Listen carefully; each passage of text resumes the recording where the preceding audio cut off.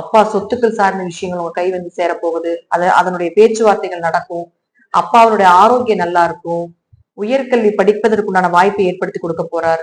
உங்களை வழி நடத்துறதுக்கு ஏதாவது ஒரு நபர் கண்டிப்பா வருவார். உங்களுக்கு அட்வைஸ் பண்றதுக்காவது இதை பண்றது சரி, இதை பண்றது சரியில்லை அப்படின்னு சொல்றதுக்கும் கூட ஏதோ ஒரு அட்வைஸ் பண்றதுக்கு கூட ஒரு ஆள் வரப்போகுது. இப்ப 6 ராசிக்குள்ள வரும்போது கடன் அடைய போகுது. உங்களுக்கு நோய் விலக போகுது. உடம்புல இருக்கக்கூடிய அத்தனை நோய் விலக போகுது. மன வழியாக இருந்தாலும் சரி, உடல் வழியாக இருந்தாலும் அதெல்லாம் விலக போகுது. ஒரு மனசு லேசாக போகுது. நிம்மதி உணர போறீங்க. பிரபஞ்சத்தை உணர போறீங்க.